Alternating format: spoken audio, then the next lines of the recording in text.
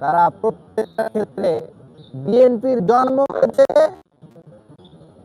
লোকজন বলে, ইতিহাসবিদরা বলে, যারা সে সময় দেখছে মুরব্বীরা বলে যে ব্যালট মেরে তাতে ব্যালট বক্স করা হয়েছে, ব্যালট বক্স ভর্তি করা হয়েছে। যেভাবেই হোক একটা গণভোট করে গণভোটের মধ্যে দিয়ে বিএনপির জন্ম হয়েছে। আজকে তারা সেই জনরায়কে তারা তো হয়তো রিগিং করেছিল, কিন্তু এবারে গণভোট আপনারা তো দেখেছেন শতভাগ স্বচ্ছ হয়েছে। বিএনপিও স্বীকার করেছে স্বচ্ছ হয়েছে, এমন তো স্বীকার করে সবাই স্বীকার করেছে স্বচ্ছ হয়েছে। তাহলে এটা মানতে কিসের এত অনীহা? জনরায়ের প্রতি কিসের এত হিংসা? কেন জনগণকে শুনতে পারে না তারা?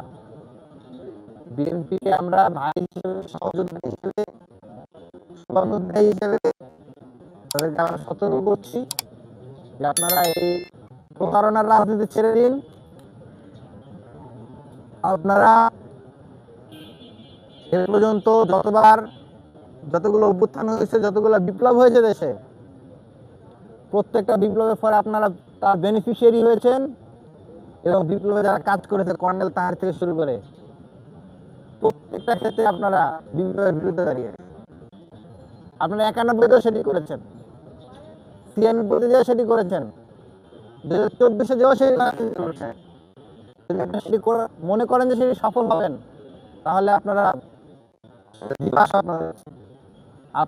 আপনাদের এই দিবা স্বপ্ন আমরা কখনোই সফল হতে দেব না।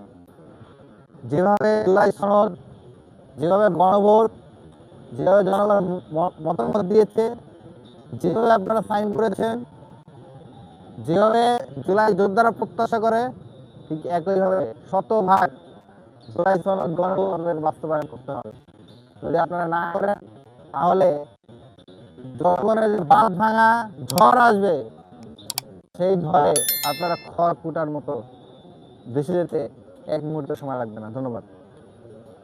আমাদের একবারই শেষ পর্যায়ে